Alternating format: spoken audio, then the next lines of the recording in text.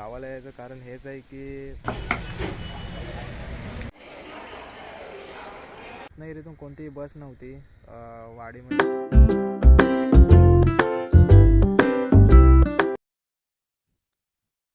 जय महाराष्ट्र मित्रांनो, कशा सर्व मजेत आहात ना? स्वागत आहे तुमचं एका नवीन युट्यूब ब्लॉग मध्ये. मित्रांनो, गावी आलोय. 6-7 महिन्यानंतर गावाला आलोय. जानेवारी महिना चालू आहे. गावाला यायचं कारण हेच आहे की म्हणजे कंटाळलो होतो अक्षरशः. म्हणजे असं उदासच वाटायचं. कामाला जातोय, कामामध्ये जाऊन काम होत नाहीये. जिम मध्ये जातोय, जिम मध्ये नाही तर वर्कआउट नाही होतंय. घरी आल्यानंतर डाएट होत नाहीये. खूप कंटाळलो होतो या गोष्टीला सर्व. मग हे सर्व होते 30 डिसेंबर 2025 पासून ते आतापर्यंत. आता सुद्धा असंच वाटतंय, कंटाळा आलाय. पण आलोय गावी. 2 दिवस झाले येऊन गावाला. आणि आपल्या सुद्धा आयुष्यामध्ये एक जिवलग व्यक्ती आहे. त्या व्यक्तीच्या आयुष्यामध्ये सुद्धा अपडाऊन चालू होते. तर त्या व्यक्तीला सुद्धा भेटायचं होतं. त्या व्यक्तीला तर भेटलो, पण बोलून वगैरे घ्यायचं होतं. आणि ती व्यक्ती अशी आहे की ती काय माझी गर्लफ्रेंड नाही आहे, कोणता मित्र नाही आहे, मैत्रीण नाही आहे. ती जिवलगच आहे.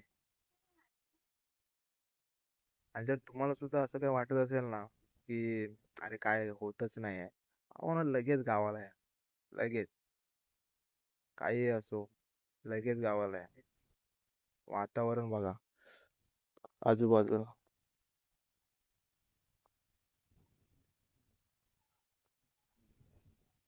सकाळचे वाजले 10 आणि 10 वाजताचं वातावरण आहे असं. आणि आज जातोय मम्मी पप्पांना एक गिफ्ट घ्यायला. त्यांच्याकडे मोबाईल आहे पण तो छोटा आहे जिओचा. तर आलोय तर त्यांना एक मोबाईल घेऊन देतो गिफ्ट. त्याच्यासाठी सरप्राईज आहे.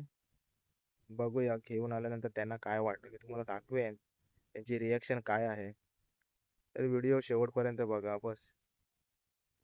बघूया, रत्नागिरी तरी मोबाईल घेईन किंवा पावसला तरी मोबाईल घेईन. बघूया काय होतंय. अशा दिवशी आलोय, माझ्या कोणत्याही मित्राला सुट्टी नाही आहे वगैरे. तर एकटंच वाटतंय.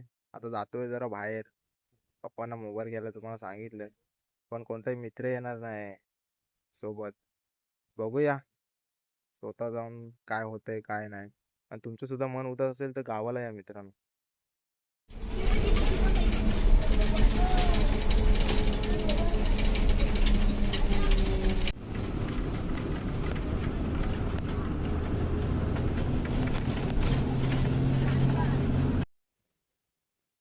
मंडळी, हे आहे पावस बस स्टँड.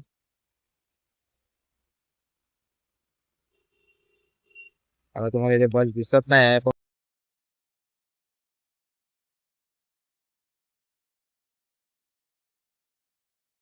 पण आता मी प्लॅन चेंज केलाय. मी आता रत्नागिरीला जातोय. रत्नागिरीला बोलतो पप्पांना मोबाईल रत्नागिरीलाच घेईन. आणि मगाशी मी तुम्हाला कारण सांगितलंच की मी का गावी आलोय. तरी पण एकदा सांगतो की काही मित्रांना, काही माणसांना, काही लोकांना असं वाटेल की मी गावी माझा ब्रेकअप झाला किंवा कोणासोबत भांडणं झाली म्हणून गावाला आलोय. तर असं काही नाही आहे.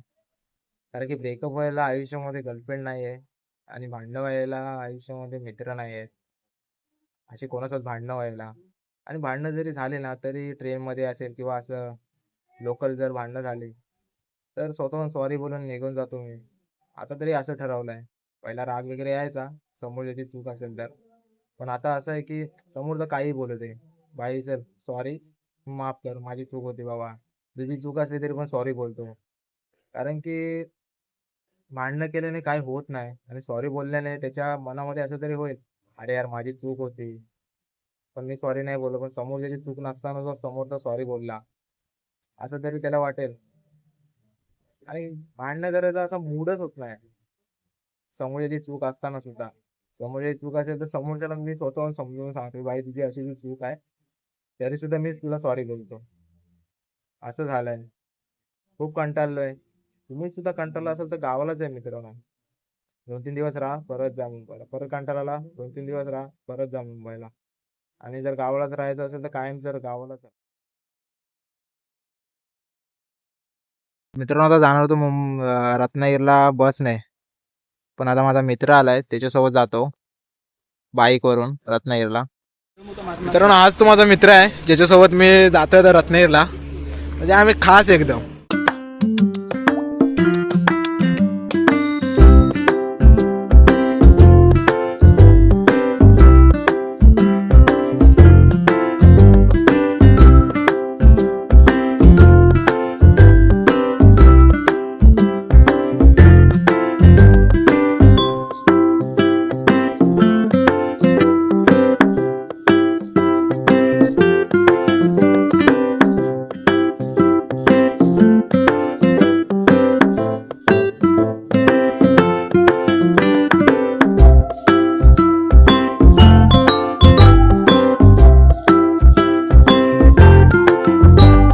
मित्रांनो आता आम्ही आलोय मोबाईल घ्यायला, तुम्हाला दाखवतो.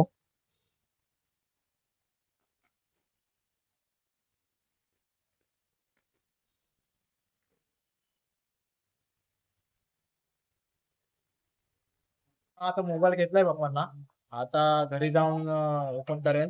पप्पा कामातून आले की मग दाखवेल व्हिडिओ मध्ये. व्हिडिओ बघा शेवट. बस स्टँडला आहे, हे आहे आपलं रत्नागिरी बस स्टँड. बघूया आता बस भेटते का घरी जायला, नाहीतर पावसला जाऊन बघूया कोण भेटेल तर.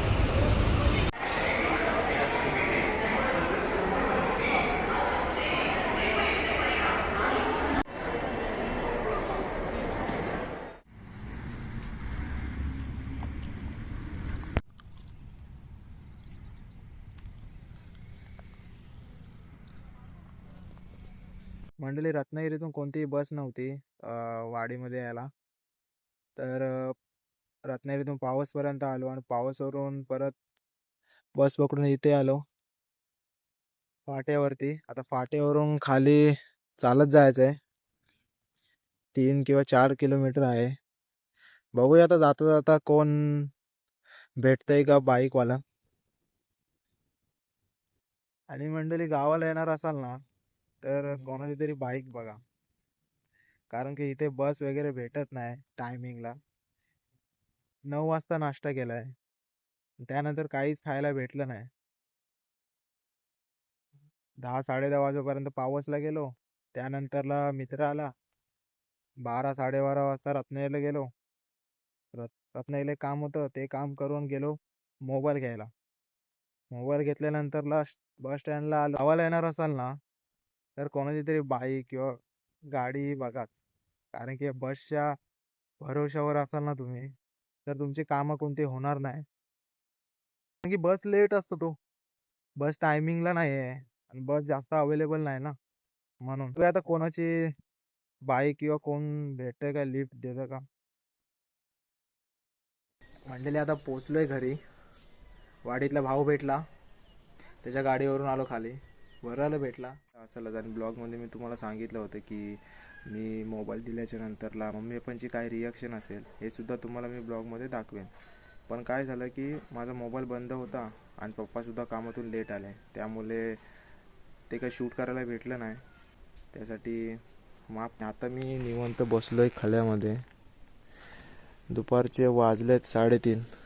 आणि जर तुम्हाला ब्लॉग आवडला असेल तर नक्की लाईक करा, कमेंट करा आणि शेअर करा तुमच्या फॅमिलीमध्ये, मित्रांमध्ये.